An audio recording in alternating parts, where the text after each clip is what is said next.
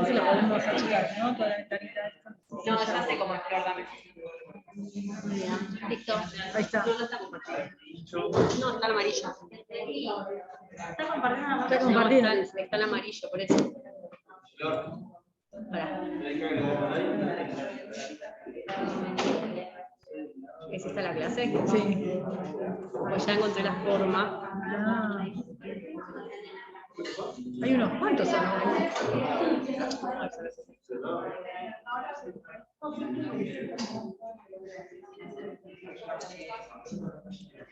Ahora sí. ¿Está?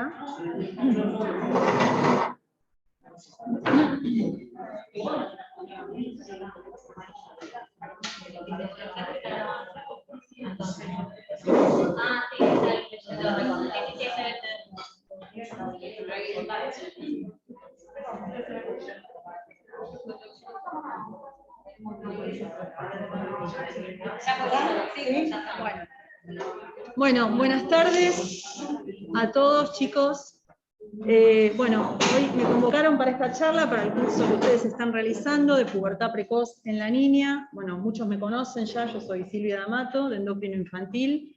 Y bueno, un poco es esta charla es primero dar toda una introducción sobre pubertad normal en la niña, para después meternos en lo que es la pubertad precoz. Pero también me gustaría que pregunten, que interactuemos, ¿sí? Para que sea más ameno.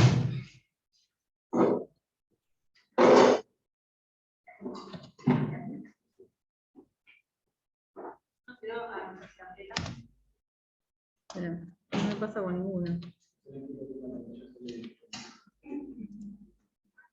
No, ahí está. Con la flechita para abajo. Sí, pero no tocaba. Bueno, entonces, primero vamos a hablar de pubertad normal en la niña, después vamos a ver cuál es la edad de los eventos, de la aparición de los eventos puberales, qué sucede, ¿hay realmente un adelanto en la edad del inicio puberal actualmente? Vamos a hablar de pubertad precoz, cuál es su definición, las causas, el diagnóstico y el tratamiento. Entonces, primero, para adentrarnos en lo que es una pubertad normal, sabemos que es la fase del desarrollo por medio de la cual los individuos de una especie adquieren la madurez sexual con la capacidad de reproducirse, alcanzando la talla final. Y para esto suceden dos eventos durante la pubertad. Uno, que es la gonadarca. ¿Qué es la gonadarca? Es la activación del eje hipotálamo-hipófiso adrenal. Y el otro es la adrenarca, que es la maduración de la zona reticular de la glándula adrenal. Entonces tomen estos dos conceptos, que es importante, para ver después cómo continúa una pubertad normal.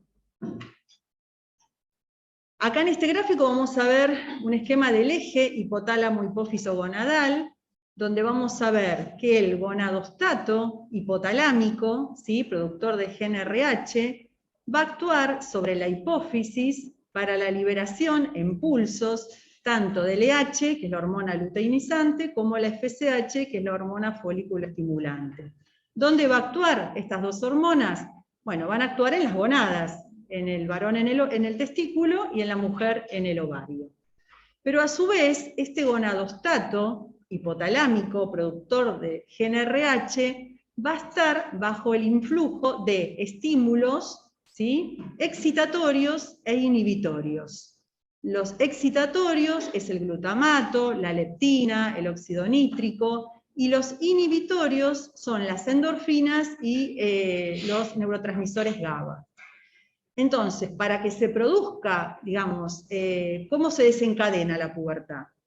Se va a desencadenar cuando estos estímulos inhibitorios, ¿sí?, sean superados por estos estímulos excitatorios. Y eso va a hacer que se liberen pulsos de GnRH hipotalámico y así actuando sobre los distintos sectores del eje, ¿sí?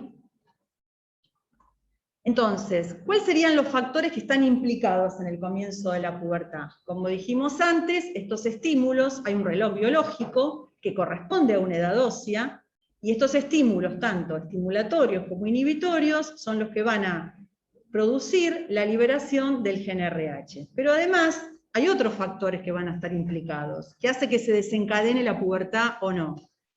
Tiene que ver la edad, el sexo, la raza, la herencia, el timing de la pubertad, la nutrición, el estrés, los disruptores endocrinos que están en boga tanto en este momento, la masa grasa, la masa corporal, factores geográficos, de dónde es el paciente, dónde vive, que eso es muy importante también, los esteroides sexuales, la adrenarca en sí y si hay alguna lesión cerebral. Entonces, lo que podemos ver es que hay todo, digamos, un hilo conductor desde la etapa prenatal hasta la pubertad, donde, digamos, se produce la activación del eje hipotálamo-hipófiso-gonadal. Vamos a ver que después del nacimiento, al desaparecer la inhibición de los estrógenos placentarios, se va a producir una liberación del gen RH, ¿sí? Hipotalámico. Este, a su vez, va a estimular la hipófisis para la síntesis y liberación de gonadotrofinas, estimulando así la producción de estradiol por el ovario. Este incremento de gonadotrofinas lo vamos a ver en las niñas en los 2 primeros años de vida. Y este evento se llama mini pubertad, ¿sí? En las niñas aparece hasta los 2 primeros años de vida, y en el varón es hasta los 6 meses de vida. Por lo cual es muy importante que esto lo tengan en cuenta, digamos, estas edades. ¿Por qué? No viene al caso ahora porque el tema es pubertad precoz, pero por ejemplo en un varón con microgenitalismo o con alguna alteración, nosotros para ver los dosajes hormonales tenemos esa ventana de tiempo de los primeros 6 meses de vida. Entonces, y tratamiento, ¿no? Si el chico tiene un hipogonadismo o alguna otra cosa, digamos, la ventana es esa, los primeros 6 meses de vida. Después que pasa ese tiempo, donde las gonadotrofinas tendrían que estar altas por fisiología, ya después no podemos hacer nada, tenemos que esperar hasta la edad de la pubertad para volver, digamos, para estudiar al paciente si el paciente tuviera, por ejemplo, un microgenitalismo, ¿sí? Entonces, son momentos en la vida que son muy importantes, tanto en la nena como en el varón. Entonces, como dijimos antes, durante los 3 primeros años de vida y la etapa prepuberal, el generador de pulsos de LHRH, que es el hipotálamo, va a estar bajo el estímulo inhibitorio de las neuronas GABAérgicas. Pero en estos 3 primeros años no es que está totalmente inhibido el eje. Hay como pequeños picos episódicos de LH, porque la LH se secreta por pulsos, ¿sí? Entonces hay, ahora yo les voy a mostrar una curva, como pequeños picos muy chiquititos, que no hay, digamos, una detención total de este eje en estos años, sino que algo de estímulo hay. Y en el momento que se libera todo esto, que es en la pubertad, van a predominar los neurotransmisores estimulatorios, como la glutamina, el neuropéptido I y el óxido nítrico. Entonces, para que se inicie el desarrollo puberal, primero es necesario que se reactive el eje. Entonces acá ven por ejemplo en este gráfico, estos son los primeros meses en la vida fetal, donde hay un pico de LH y FSH que se da más o menos alrededor de las 29 semanas, ¿sí? Para luego, en la etapa neonatal, inmediato al nacer, el recién nacido va a tener esta elevación, como ya dijimos en las nenas, los 2 primeros años de vida, y luego cae totalmente hasta aparecer después, en el momento de la pubertad, el pico de gonadotrofinas. Entonces, ¿qué sucede acá en la pubertad? Lo primero que se produce es un aumento en la secreción pulsátil del gen RH, liberado por el hipotálamo. Y esto se traduce en un aumento de la pulsatilidad nocturna de LH. Este es el primer signo bioquímico de que se inicia la pubertad, ¿sí? El aumento nocturno de LH. Esto también va acompañado por la hormona de crecimiento, ¿sí? Que son, digamos, se van ayudando entre las dos.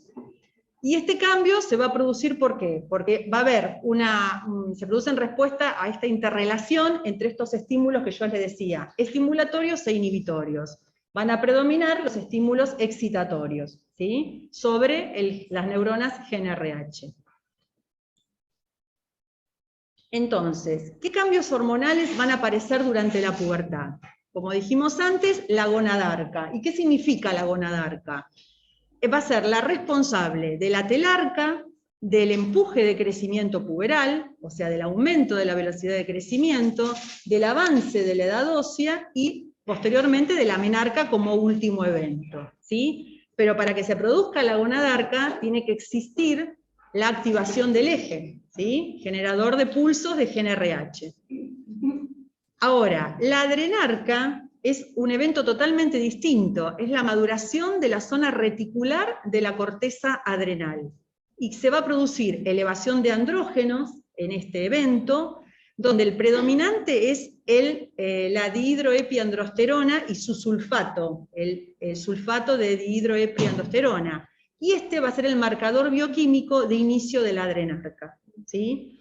¿Y a qué llamamos adrenarca? Bueno, la adrenarca se puede producir entre los 6 a los 8 años, que es cuando se activa la zona reticular de la corteza adrenal. Ahí puede aparecer vello pubiano, axilar, olor a sudor, ¿sí? Pero este proceso es totalmente independiente de la gonadarca, porque acá no interviene el GnRH, ¿sí? Entonces, cuando a veces pasa que nos derivan pacientes a los 7 años, a los 8, porque tiene olor sudoral y lo ponen como pubertad precoz, eso no es una pubertad precoz, es una activación de la glándula adrenal, nada más. Para yo, digamos, hablar o para que podamos situarnos si el paciente está próximo a una pubertad, tenemos que tener telarca, tiene que haber un empuje de crecimiento, tiene que haber otras cosas, ¿sí? Solamente acá habla de activación de la glándula adrenal. Entonces estos son dos conceptos que tienen que tener muy claros. Ahora bien, ¿cuál es la secuencia de eventos puberales? Este cuadrito lo deben haber visto un montón de veces porque está en el libro verde de pediatría, pero es importante tenerlo en cuenta y saber cuál, digamos, son los eventos, cuál es la edad normal en que aparecen los eventos y cuáles son los rangos de esas edades, ¿sí? Sabemos que la telarca en las niñas, que es el inicio del desarrollo, comienza a los 10.8 años. Esa es la media, pero puede aparecer entre los 8.3 y los 13.3. Tiene un desvío de menos 2 desvíos, ¿no? Para cada lado. El vello púbico generalmente aparece a los 11, con este desvío, 7.5 a 14.5. El pico de estirón puberal a los 12 en las niñas, y la menarca en la población argentina a los 12.5 años. Pero tenemos estos extremos, entre 10.1, donde hablamos de una menarca temprana, a 14.9. ¿Sí? Entonces, 12.5 es la edad promedio de las niñas acá en Argentina, que es el último estudio que había hecho Legarraga. Esta menarca se va a producir entre 18 a 24 meses posteriores al desarrollo mamario, ¿sí? Y luego de alcanzar el pico de estirón puberal. Entonces, aproximadamente al año y medio, 2 años después de haber comenzado con las mamas, sucede la menarca. Y este pico de estirón puberal, ¿sí? Que generalmente en las niñas se da a los 12 años, como dijimos acá, es entre 6 a 11 centímetros aproximadamente, coincide con M2, M3, en estadio de Tanner, y con una edad ósea entre 10 a 11 años. ¿Ah? Entonces, ustedes tuvieron la clase con Verónica de crecimiento la otra vez, ¿no? Bueno, ustedes vieron que el pico de estirón puberal en las niñas es a los 12, ¿en los varones cuándo es? Pues, 13, 14. Claro, son 2 años después. ¿Y eso qué significa? ¿En qué, digamos, diferencia al varón de la mujer después? Tiene más tiempo para crecer, sacarse más. Claro. Y es el tiempo son los 12 centímetros y medio que hay de diferencia entre el varón y la mujer. Entonces el pico de estirón puberal las niñas los hacen a los 12 y el varón a los 14. ¿Tá? Y coincide con esto, tiene que estar en M2-3 y con una edad ósea entre 10 a 11 años. Pero esto es importante que lo tengan presente, porque sabiendo la normalidad, pueden saber realmente si la niña tiene una pubertad precoz o no. O una pubertad temprana. Después vamos a hablar de eso. Bueno, acá tenemos todos los estadios, que es importante que esto lo recuerden y lo tengan siempre presente para cuando, digamos, ustedes van a ver una niña. El Tanner 1 es ausencia de mamas, no hay absolutamente nada, ustedes tienen que palpar, ¿sí? Y se van a dar cuenta que no, digamos, detrás de la areola no aparece absolutamente nada. El M2, o el Tanner 2, es el botón mamario, que lo que van a tocar detrás de la areola es realmente como si fuera un botoncito pequeño, durito, ¿sí? Por eso es importante, por ejemplo, muchas veces derivan pacientes que ponen, no sé, M3, y realmente lo que tiene la paciente es lipomastia. Entonces, es importante diferenciar lo que es grasa de lo que es glándula mamaria. Y para eso hay que revisar a la paciente sentada, después la tienen que acostar, tienen que tocar bien detrás de la areola y sentir realmente el tejido mamario, la glándula mamaria, van a sentir el botón y van a sentir como un granulado, como si fuera un granulado. Muy diferente de lo que es la grasa. Si ustedes tocan ahí la mama y después le tocan la panza, si son chicos gorditos, se van a dar cuenta enseguida que no es tejido mamario. Entonces eso es importante porque a veces se confunde y, bueno, lleva a estudios innecesarios, ¿no? Bueno, el estadio 3, que es el agrandamiento de la areola y la glándula que excede el diámetro de la areola, y luego los estadios posteriores, que ya es la mama adulta.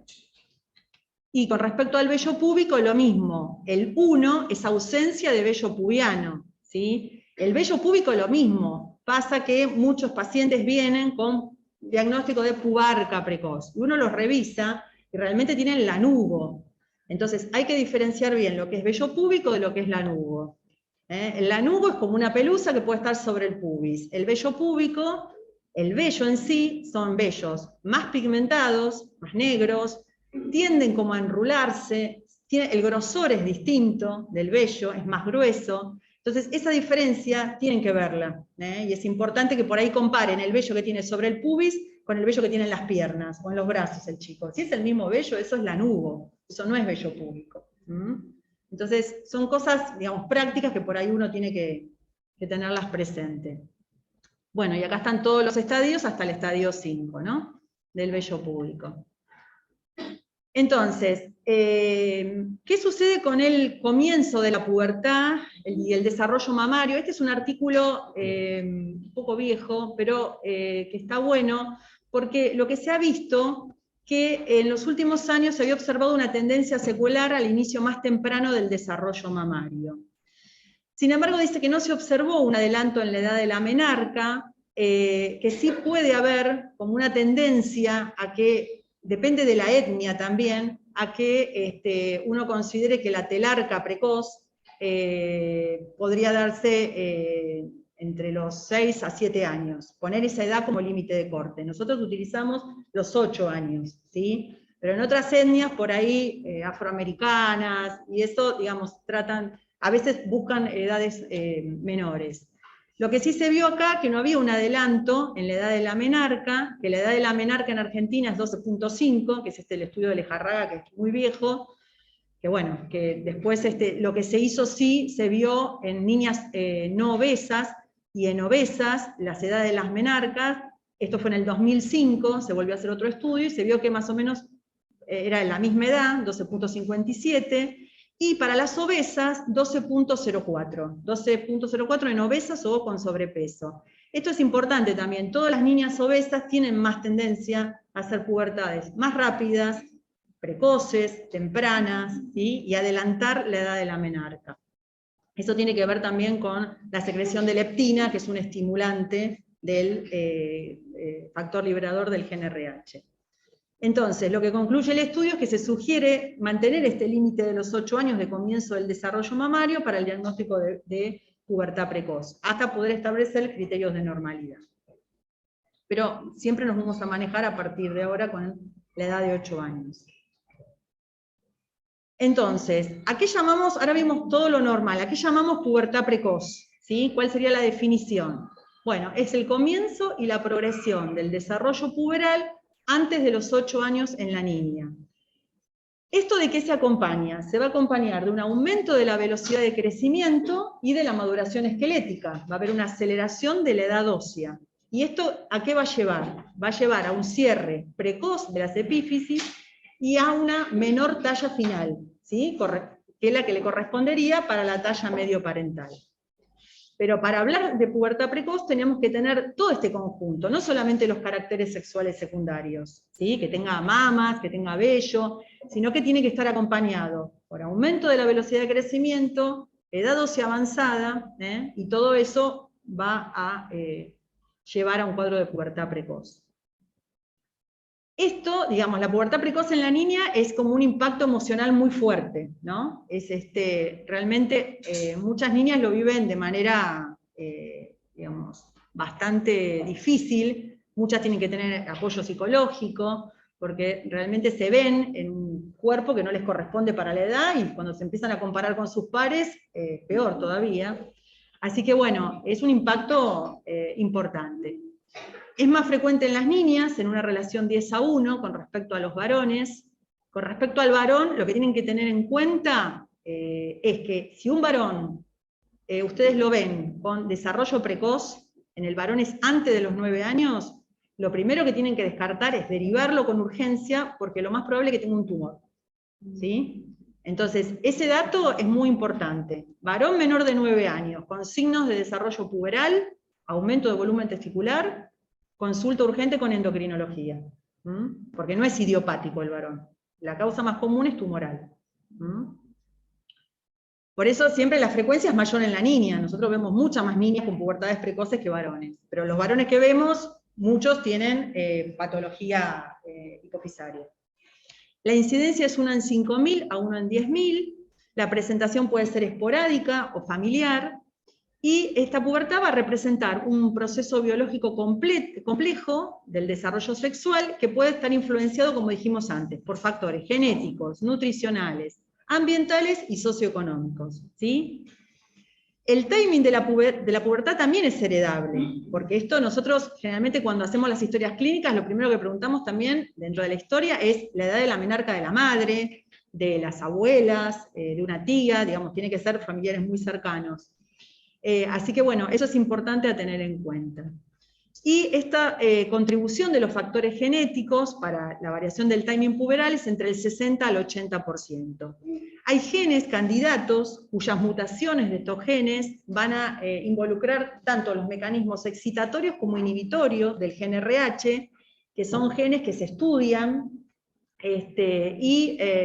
como por ejemplo el KIS1, el receptor del KIS1, el MKNR3, que están asociados generalmente con casos de pubertades precoces familiares, sobre todo el MKNR3. Entonces, ¿cómo clasificamos la pubertad precoz? La pubertad precoz puede ser central o periférica. Central, ¿qué significa? Que depende de las gonadotrofinas, del gen RH, ¿sí? Y eso, digamos, corresponde al 90% de las pubertades precoces que nosotros vemos, porque se activó el eje hipotálamo hipófiso ovárico. Y periférica puede ser una pseudopubertad precoz, independiente de gonadotrofinas, que es el 10% de los casos. ¿A qué corresponde eso? Por ejemplo, a una activación ovárica autónoma. Por ejemplo, un tumor de ovario, un quiste de ovario, un folículo, un quiste folicular de ovario, ¿sí? Entonces, es una secreción autónoma de estrógenos por parte del ovario que no tiene nada que ver con el gen RH. Por eso se llama pseudopubertad o periférica. ¿Cuál es la etiología de esta clasificación? De la que depende de las gonadotrofinas, o sea, la pubertad precoz central, el 72% es idiopática. Ahora ya tanto no es tan idiopática porque se han estudiado un montón de genes que están involucrados, como les decía antes, y digamos que están cada vez más fuertes los factores genéticos en boga. Entonces, tanto idiopática no sigue siendo. El 28% es de causa neurogénica, puede haber alteraciones estructurales del sistema nervioso central, tumores del sistema nervioso central, infecciones, traumatismos cerebrales, radioterapia. Por cualquiera de esas situaciones puede aparecer un cuadro de pubertad precoz.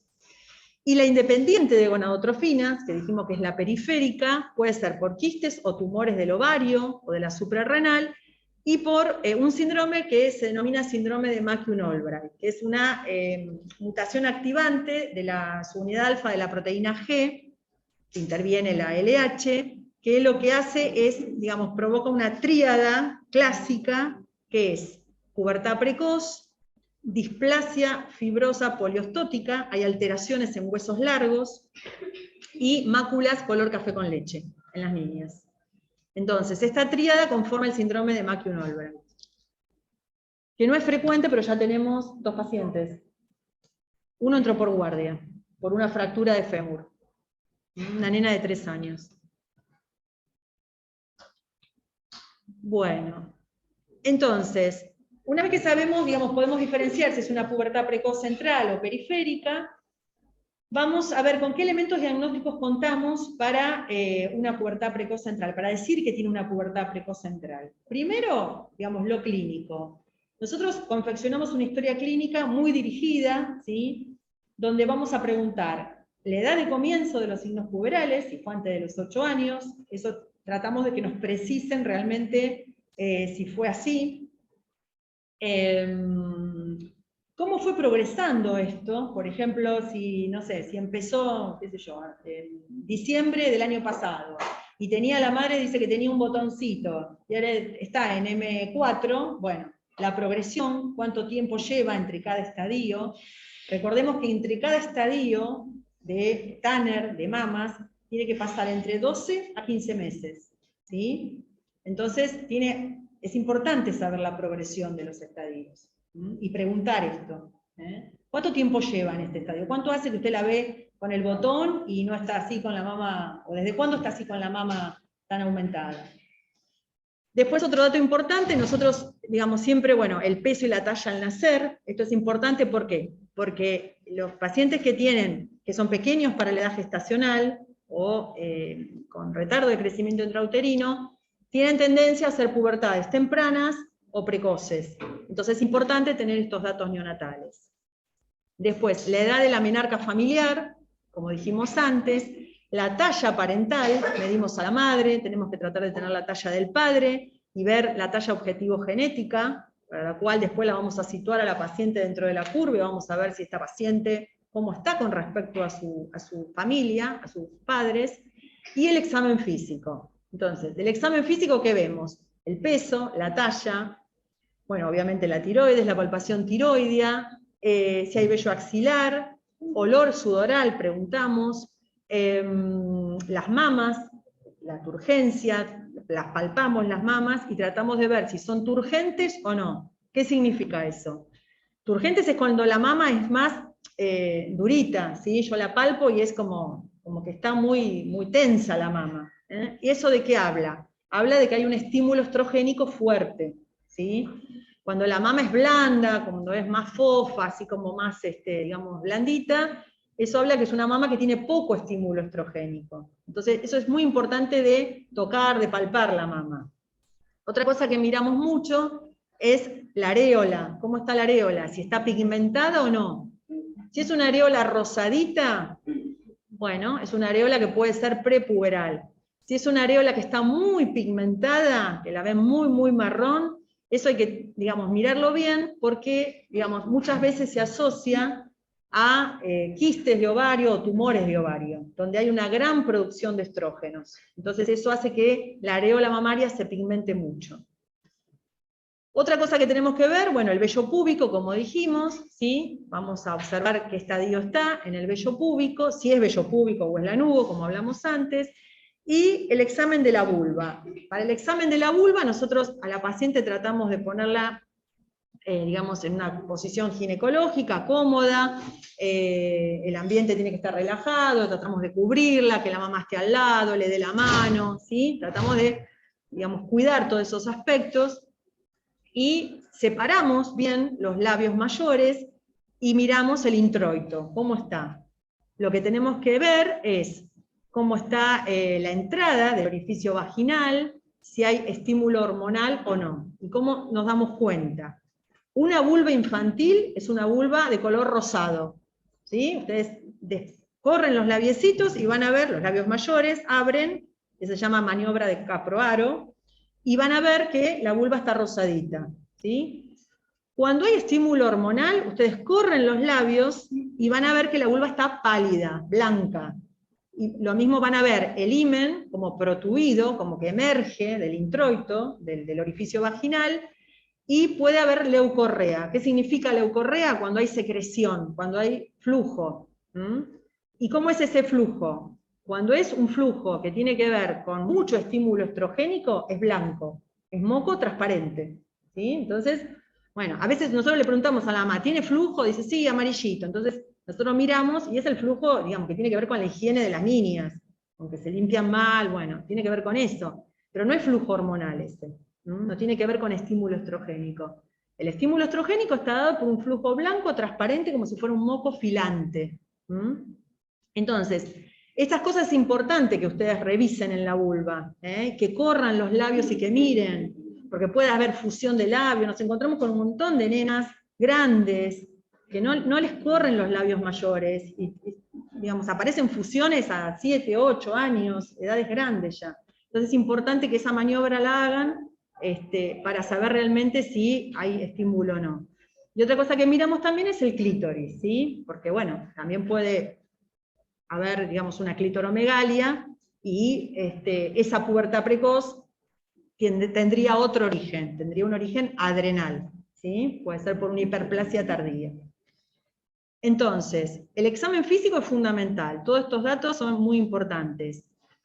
Otra cosa que nosotros le preguntamos mucho es si ha tenido cefaleas, si sufre de cefaleas frecuentes, si tiene mareos, si hay trastornos visuales, eso para evaluar si hay alguna alteración a nivel de la hipófisis que nos pueda orientar hacia una patología tumoral, ¿sí?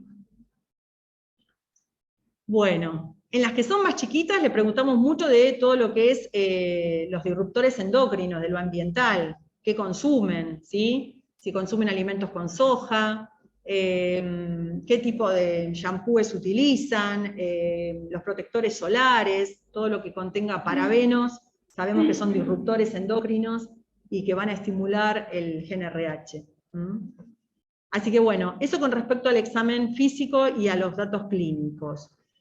Vamos a solicitar imágenes, vamos a pedir una edad ósea, que nosotros la pedimos como RX de mano y muñeca izquierda, convencionalmente se pide muñeca izquierda, con foco en tercer metacarpiano, y la vamos a evaluar por el método de Greulich y Pye. Le vamos a solicitar una ecografía ginecológica y una resonancia de cerebro, ¿sí? Y la región celar de la hipófisis. Esto nosotros lo pedimos con cortes finos de 2 milímetros, esto es para ver bien, digamos, la hipófisis en toda su integridad. Y depende, digamos, la edad de la paciente se pide, bueno, generalmente son todas muy chiquitas, con anestesia, ¿no? Y con y sin contraste. Ahora les voy a comentar algo de la ecografía en otro apartado. Y con respecto al laboratorio, lo que vamos a solicitar es un urocitograma, que el urocitograma es un estudio bastante útil, es un estudio, digamos, hormonal en la orina, donde vamos a observar las células que se descaman de la última porción de la vagina, en la orina, y ese conteo de células nos habla de, digamos, si hay estímulo estrogénico o no. Cuando hay predominio de células intermedias, ¿sí?, sobre las superficiales, hablamos que hay estímulo estrogénico. Otro de los elementos que utilizamos para el diagnóstico es el estradiol. Un estradiol puberal es un estradiol mayor o igual a 14 picogramos mililitro. Y el gol estándar para el diagnóstico de pubertad precoz es la prueba de GnRH, ¿sí? La prueba de GnRH es un estudio que nosotros lo realizamos con luteoliberina, que es el factor liberador de GnRH. Nosotros, a la paciente concurre en ayunas, esto se hace en el hospital de día, se le toma una muestra basal de LH, FSH, estradiol y prolactina, y se le inyecta luteoliberina, que son 100 microgramos, ¿sí?, en push. Y a los 30 y 60 minutos se dosa LH y FSH. Si yo en cualquier punto de la curva, 30, 60 o en el basal mismo, tengo una LH mayor o igual a 6, eso habla de que la respuesta es puberal, ¿sí? Y también lo que tomamos en esa prueba es la relación LH-FSH. O sea, el pico máximo de LH dividido FSH. Si nos da mayor o igual a 0,30, también es puberal. Un tiempo que no teníamos luteoliberina, porque no había, y entonces tomábamos dosajes basales hormonales. Actualmente también muchas veces hacemos, ¿sí? Porque bueno, todavía no llega la medicación al hospital y necesitamos tener algún dato de la paciente. Entonces, lo que se está hablando mucho, y desde hace bastante tiempo, son los dosajes basales. Si una paciente tiene una LH basal mayor a 0,2 o a 0,3, también podemos predecir que puede haber, digamos, una activación del eje. Pero, digamos, el sello lo pone la prueba de GNRH. ¿tá? Salvo que nosotros le dosemos un basal a la paciente y tenga un basal de 2 o 3 o 5, bueno, ya está. Hay pacientes que vienen con ese valor, directamente no le pedimos la prueba. ¿sí? Entonces, pero siempre uno tiene que, la prueba es fundamental, hay que pedirla. Con respecto entonces a las imágenes, lo que les quería comentar un poco son los criterios ecográficos. ¿Cómo sabemos que digamos, si ustedes reciben una ecografía de una chica que está presuntamente en pubertad, la madre les muestra, como pediatras, una ecografía, ¿qué parámetros tienen ustedes para decirle, esta ecografía es puberal o es prepuberal? Bueno, los criterios ecográficos son los siguientes. Si tiene un volumen ovárico mayor a 1,2 mililitros, es puberal, ¿sí? Esto tiene una sensibilidad del 82% y una especificidad del 95%. Un volumen uterino mayor a 2 mililitros, una longitud uterina mayor a 35 milímetros y una relación cuerpo-cuello que va a ir variando, ¿sí? Que va a ser de 1 a 2 en la infancia, ¿sí? O sea, tiene más cuello que cuerpo, y en la adolescencia se invierte esta relación. Acuérdense que el útero es como una pera invertida. Tenés mucho más cuerpo que cuello, ¿sí? Entonces, en la adolescencia se invierte, la relación es 2-1.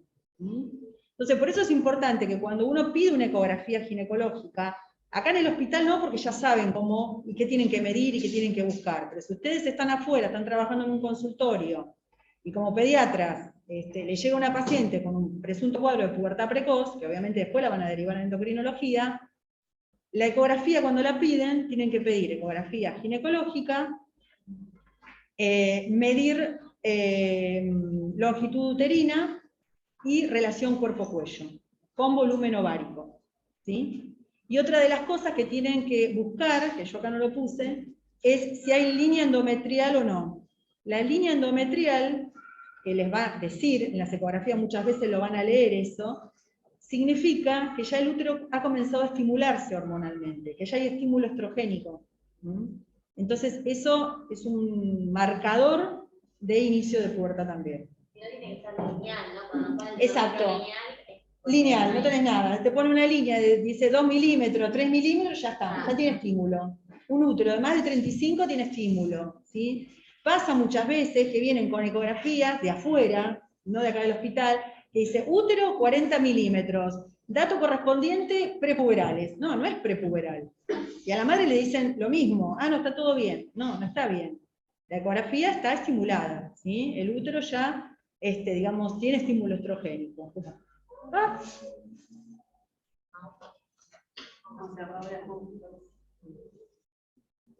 tocado algo, Sí, va a decir un bueno. A ver, ahí se lo voy a ver. Hay que revisión.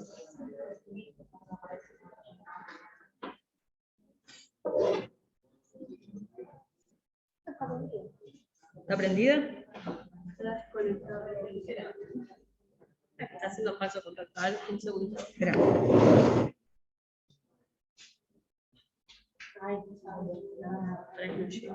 ¿Podés ahí? Ahí está. Ahí está, mira. Sí, pero está mal.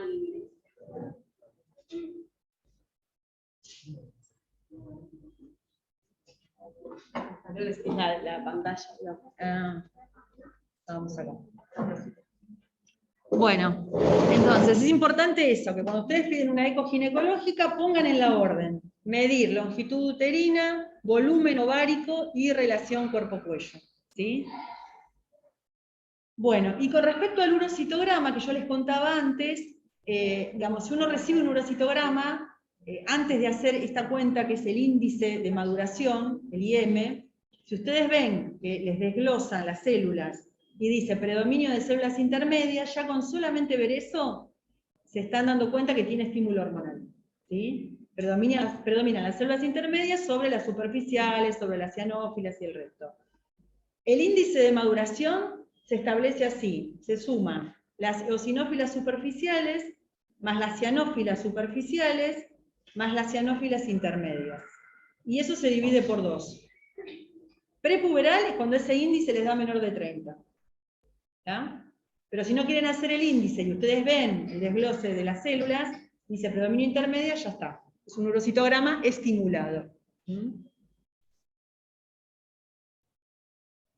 ¿Hasta acá alguna pregunta? ¿Alguna duda? Bueno, seguimos.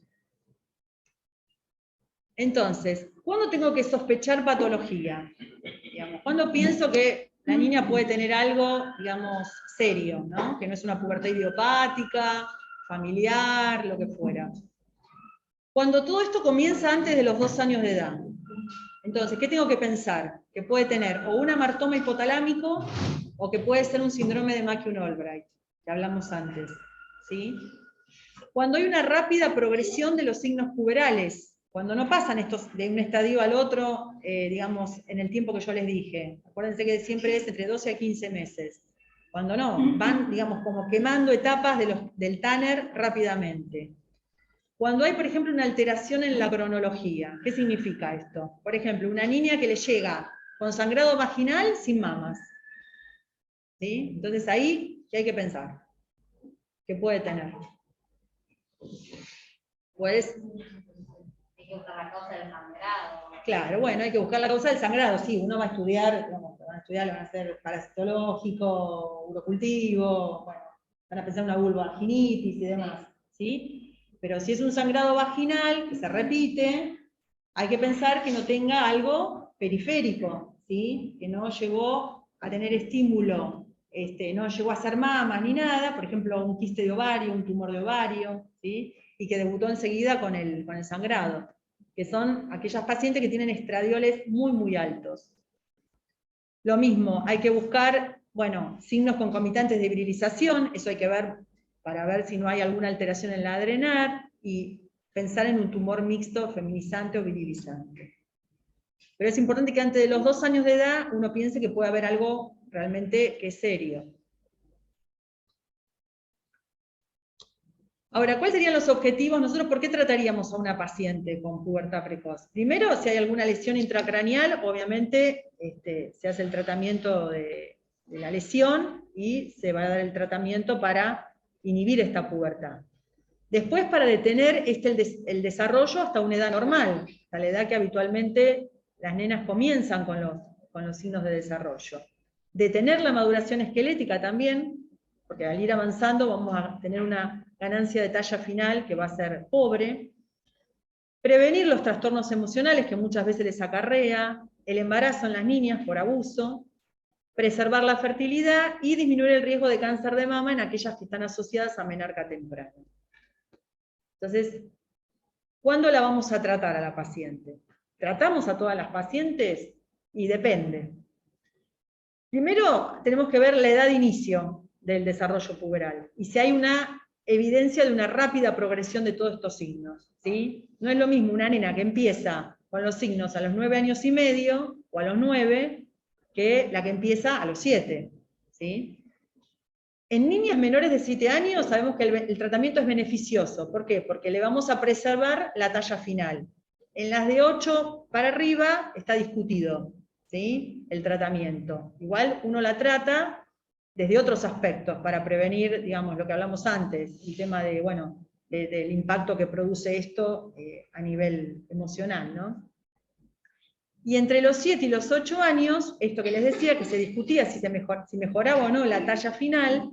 ¿Y a quién vamos a tratar? Vamos a tratar a todas aquellas chicas que tengan una talla final predicha, menor de 1,50 a 1,55, o que esa talla final predicha esté 10 centímetros por debajo de la talla objetivo genética, o que haya un deterioro progresivo en la talla con el seguimiento que nosotros le hacemos.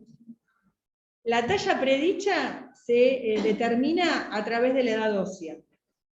Entonces nosotros, en el momento que vemos a la paciente, la medimos, tomamos su talla, tenemos una edad ósea, y hay unas tablas donde nosotros calculamos, de acuerdo a la maduración ósea que tiene en ese momento la paciente, cuál sería la talla que va a alcanzar en el futuro.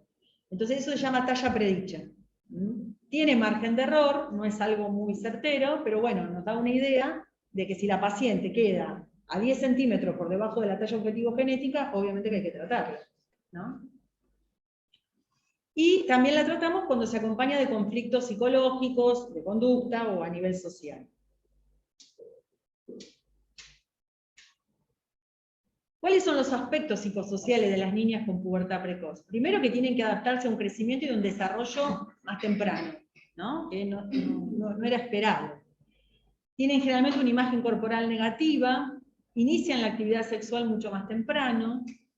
El coeficiente intelectual se vio que hay logros escolares que no están negativamente afectados, y hay que considerar los factores psicológicos, además de este pronóstico de talla que ya les decía cuando uno decide tratamiento, ¿no? Muchas veces nos pasa que son niñas que por ahí tienen 9 años, 9 años y medio, nosotros decimos, bueno, pero va a tener un buen pronóstico de talla,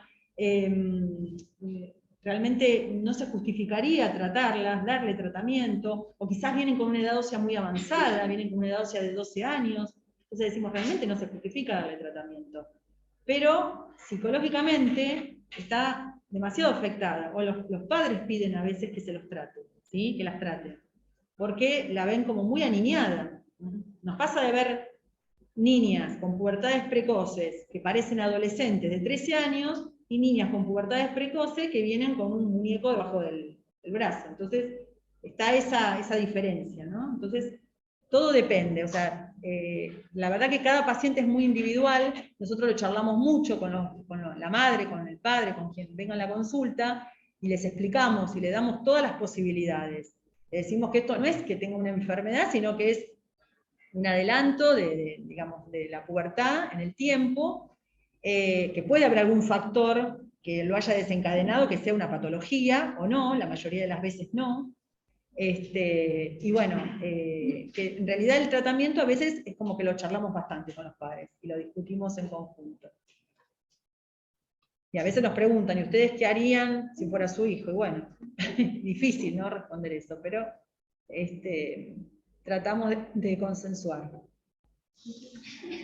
Con respecto al tratamiento de la pubertad precoz, nosotros utilizamos los análogos de GnRH, ¿sí?, que esto va a hacer que el análogo de GnRH va a bloquear el pulso liberador del GnRH hipotalámico, ¿sí?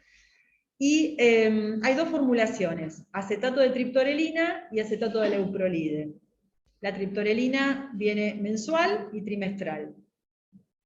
Y el leuprolide también, mensual y trimestral.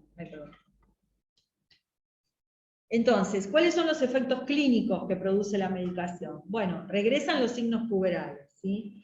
¿Pero qué significa que regresan los signos puberales? En realidad, si nosotros estamos tratando a una paciente, que la vemos, que inicia tratamiento con un M4, que nos ha pasado y nos pasa mucho, no es que la paciente va a quedar en M1, ¿sí?, sino que por ahí va a persistir con ese M4, pero la mama va a estar muy blanda, no va a tener la turgencia del estímulo estrogénico. Nosotros esto se los explicamos a las madres, le decimos, no es que la paciente le damos la medicación y va a volver al estadio 1.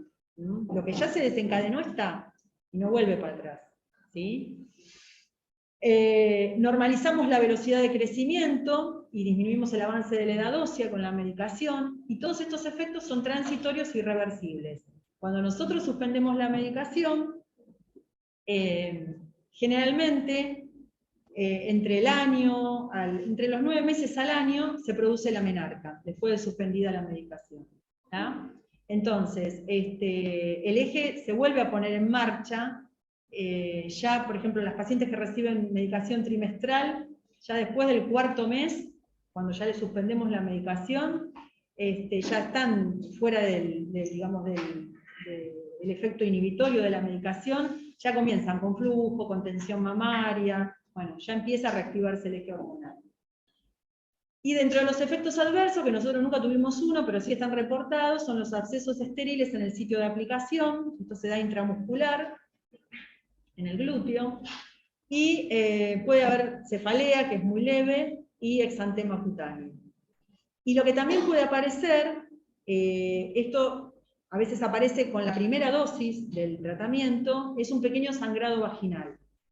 ¿Por qué? Porque hay pacientes que vienen realmente con pubertades muy avanzadas, entonces cuando hay mucha liberación de LH, de FSH, cuando hay mucho estradiol circulando, el análogo lo primero que hace es unirse al receptor del gen RH y lo primero que hace es estimular, y después bloquea, y después inhibe. Entonces en ese estímulo hay como una mayor liberación de LH y FSH y se puede producir el sangrado vaginal.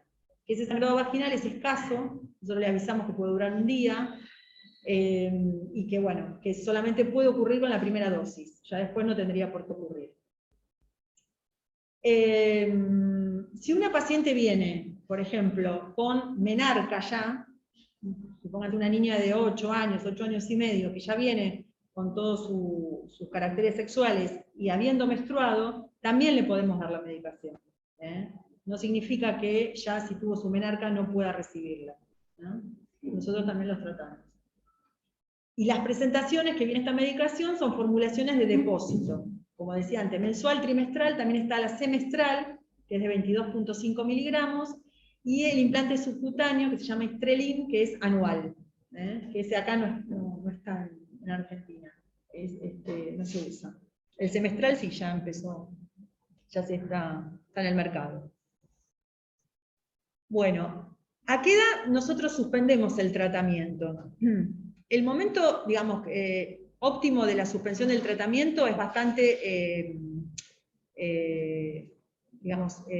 uno trata de ver en qué momento sería lo ideal para suspender el tratamiento, pero es discutido. Muchos dicen que se suspende a la edad de 11 años, de edad cronológica, y con una edad ósea que no supere los 11 años y medio, 12 años. ¿Por qué? Porque esto está asociado a mejores resultados de la talla final, ¿sí? Si nosotros continuamos con el tratamiento más allá de los 12 años, cuando suspendamos ese tratamiento, el pico de velocidad de crecimiento que tiene que hacer, de empuje puberal, no sería de la amplitud que tendría que tenerlo, sería menor. Entonces, estaríamos perjudicando su talla final. Generalmente lo suspendemos a esta edad. Y cuando suspendemos el tratamiento, como les dije antes, la menstruación puede aparecer, o sea, su primera menstruación, la menarca, alrededor del año de suspensión de tratamiento. Bueno, y acá les traje un caso clínico para que ustedes ahora me digan a ver qué es la paciente. ¿Qué les parece? Bueno, esta es una niña, es una paciente mía, una niña de 18 meses que nos consulta por sangrado vaginal. Tuvo su primer episodio a los 15 meses. Después repitió durante 3 meses seguidos y sangraba 3 días, todos los meses. ¿Sí? Va a una guardia, que no fue esta guardia, y le diagnostican una vulvovaginitis y le piden un parasitológico de material fecal. Previamente, la madre, interrogándola, refería que tenía flujo blanquecino abundante, aumento de las mamas y vello púbico. En el interrogatorio surge que no hubo uso de anticonceptivos, no había ningún accidente por lo cual la niña pudiera accidentalmente tomar anticonceptivos, y la madre había tenido su menarca a los 13 años. Entonces, niña previamente sana, 18 meses, sangrado vaginal. En el examen físico, la paciente tenía un peso y talla en percentilo 97. Había nacido bien, sin ningún antecedente previo hasta ahí. La tiroides se palpaba normal, las funciones vegetativas eran normales, no tenía ninguna mancha en el cuerpo, nada, ninguna mácula. Y el examen genital mostraba que tenía mamas en estadio 3, bilateral, las areolas pigmentadas, vello pubiano en estadio 2, la vulva pálida y secreción blanquecina. Hasta ahí es la paciente. ¿Qué podemos pensar, digamos, dentro de este cuadro clínico? ¿Qué puede tener la paciente? ¿Hacia qué se orienta?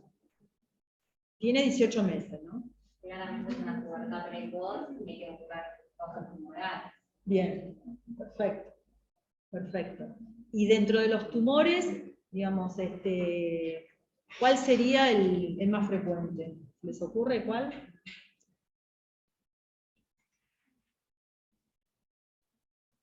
A esta edad, lo más frecuente es el amartoma hipotalámico, ¿sí? Que es un tumor benigno. Es un tumor productor tiene en su interior producción de GNRH, ¿sí? Neuronas productoras de GNRH. Entonces, les muestro los exámenes complementarios. Ecografía ginecológica. Útero 43.7 milímetros, endometrio de 5 milímetros, ovarios presentes no visibles. ¿Qué piensan de esto? Bien. Tenía una edad ósea de 2 años para 1 año y medio. Le pedimos marcadores tumorales que fueron negativos. De prueba de GNRH.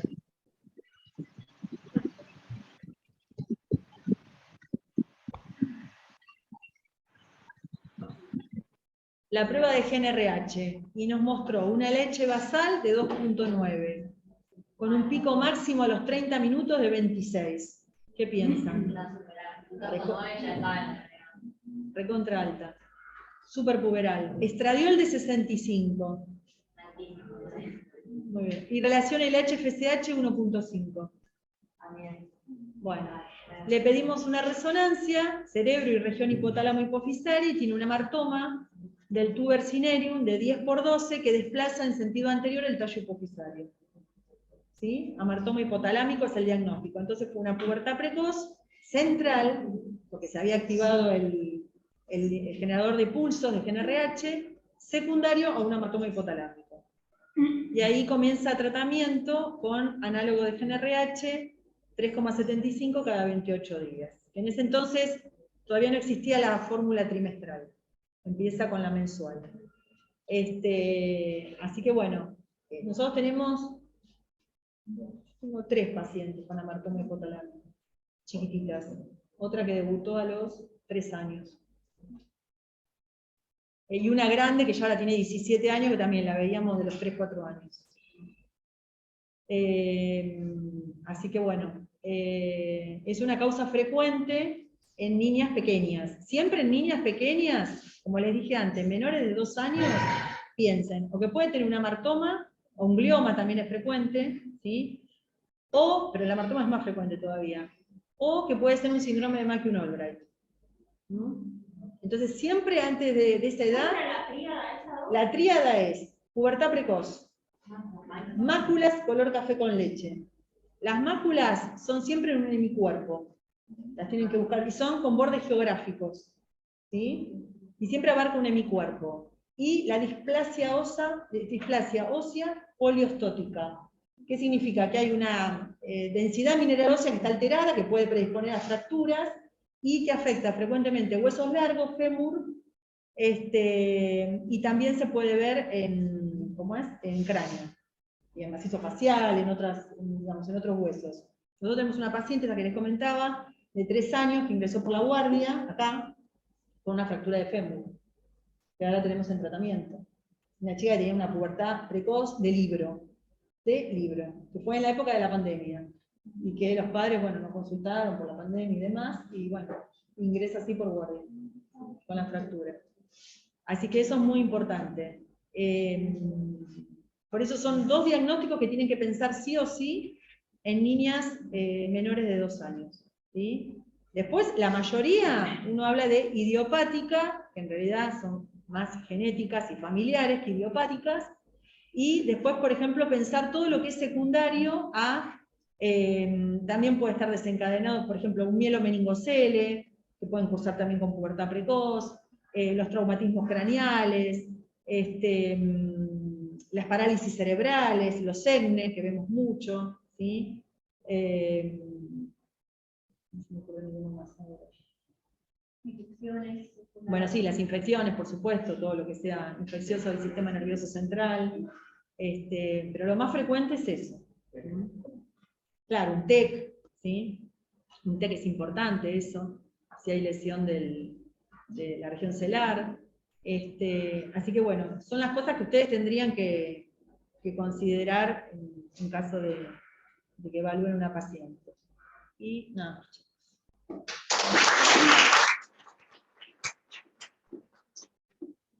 Bueno, preguntas, dudas. Bueno, diagnóstico de estas nenas que son tan chiquitas, o sea, no se va para atrás, pero después, porque tenía un percentil de 97 ya. Sí, lo que pasa es que los padres, los dos, son enormes.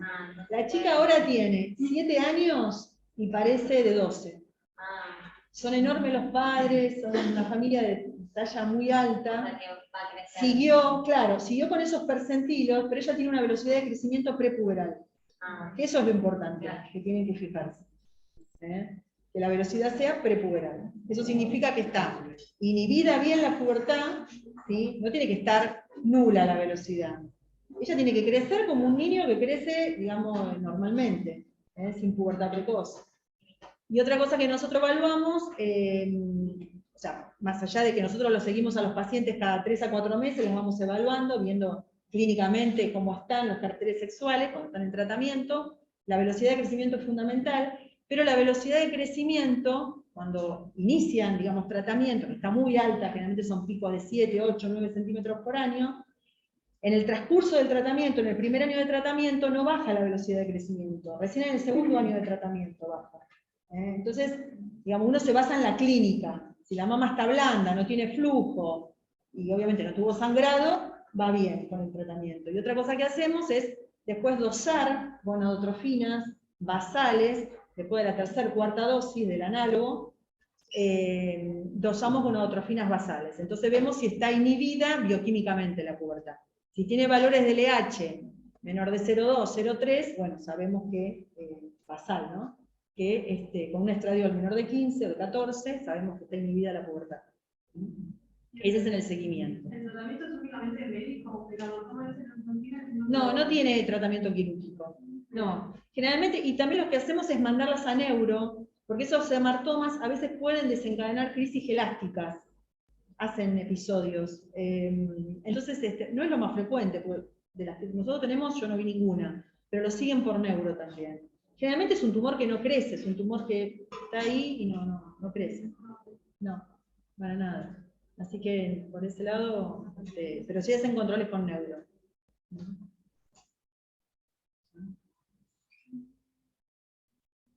Bueno, espero que le haya servido. Si no tienen más preguntas. Gracias. No, por favor. Voy a copiar así algunos datos del paciente.